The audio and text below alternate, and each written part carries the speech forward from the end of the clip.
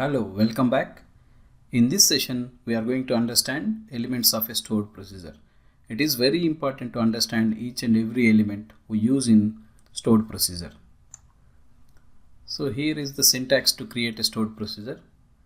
So the keywords are create procedure and then give the procedure name, whatever you want. It is our user defined name, and then the parameter class. So what this parameter class exactly? So in the parameter class, you can give three options, like you can pass a parameter as a input parameter, or you can get the result as a output parameter, or you can use one single parameter for both in and out. So if you don't mention in or out, then default will be in parameter. So you will understand all these details when we are going to create a stored procedure. But for now, it is important to know what are these parameters. And then the second one, language. So here you can mention SQL Script or R. You can write a stored procedure in SQL Script as well as R language. So the default is SQL Script.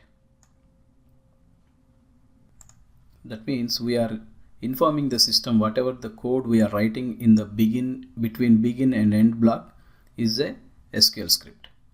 And then next one, SQL security mode. So mode is going to be two options, in table user defined functions we already observed this, definer and invoker. So definer specifies that the execution of a procedure is going to perform with the privilege of definer. But if it is an invoker, then it's going to be the privilege of user who is going to call this procedure. So the default is definer. And the next one is default schema. So if you are using any unqualified object like a table, you use some table and you are not mentioning any schema name, that means unqualified object in the procedure body, then it's going to use the default schema what we are mentioning here. And if you don't mention anything in default schema, then current schema of that session is going to be used. That means if I am logged in with system user, then my default schema is going to be the system schema. The next option is read SQL data. This read SQL data is important to understand. So what it means is, it is informing the system whatever the SQL script we are using in the between the begin and end block is going to be the side effect free. That means no DDL or DML statements, and we are not going to change any data or any structure by using this procedure. So that system understands this is a read-only procedure, and then some optimizations are available for read-only procedure. So if you are sure about you are not changing any data in the system, then use this statement. Then the performance of a procedure is going to be better. And one thing you need to remember, when you use this read SQL data, the procedure only calls other read-only procedures only. So you cannot call any other procedure which is not a read-only procedure. If that procedure is having some modification statement, you cannot call that procedure by using this procedure. That means from this procedure.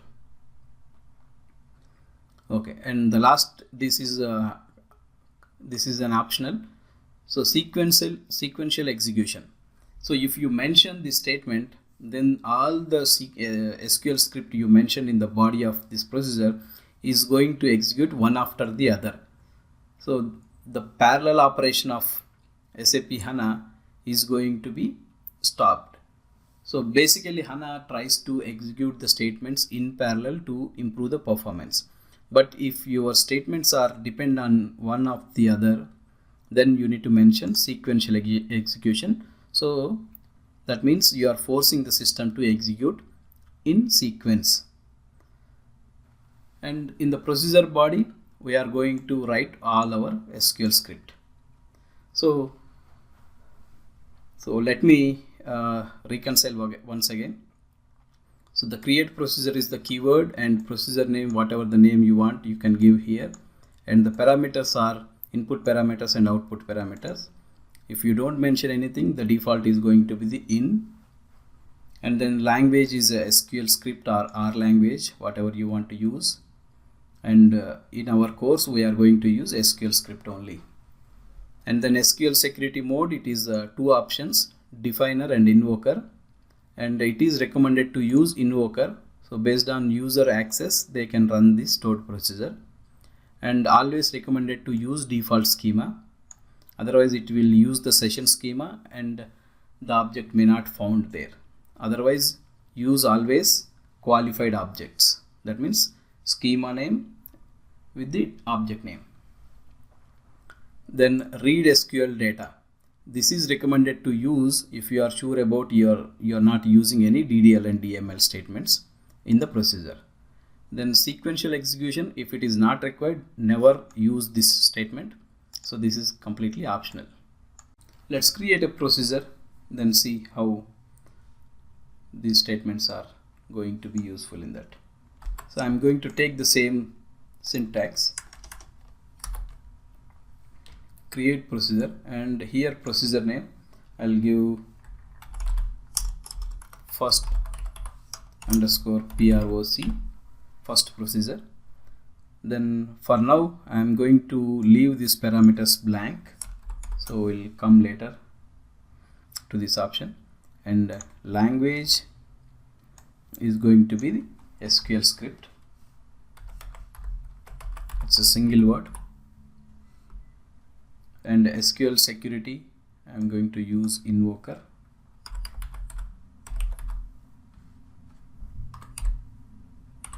And default schema will use T4H. And read SQL data. So we are going to use only read statements here.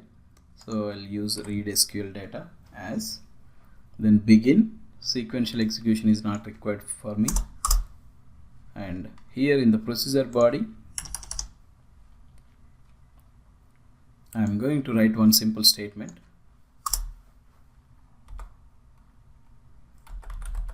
Select hello world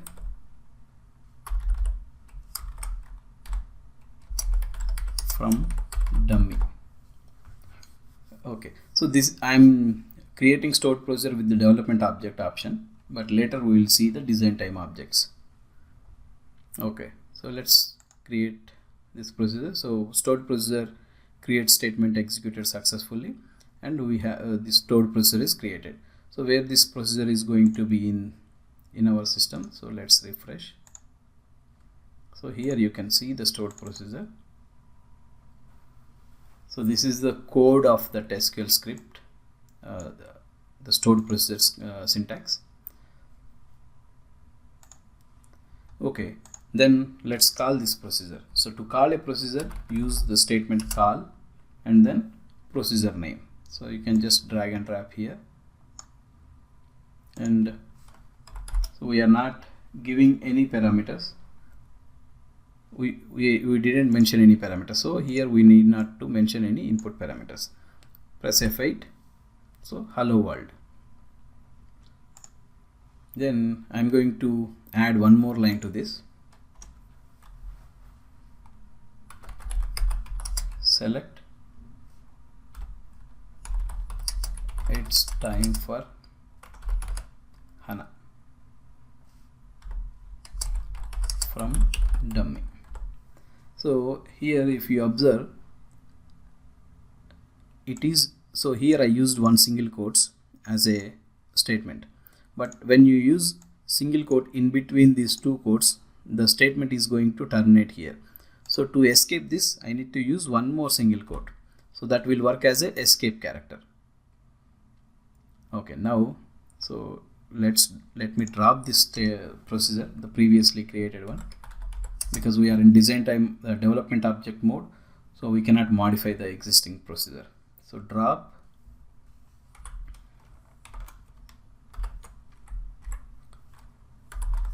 procedure, and when you are dropping, no need to use those parentheses.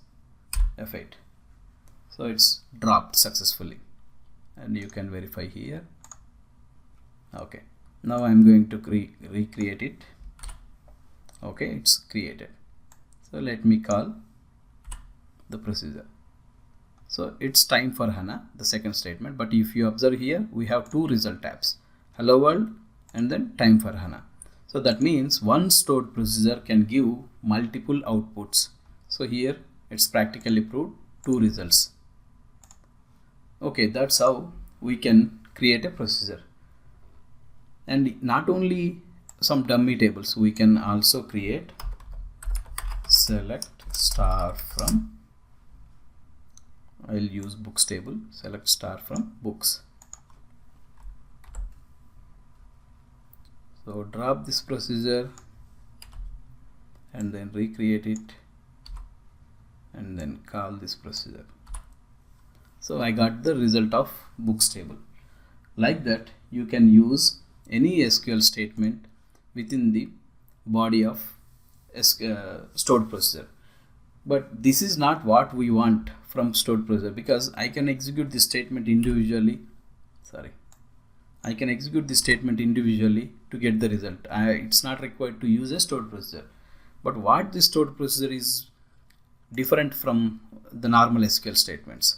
So we'll see in detail in the next lesson. Until then, happy learning. Bye.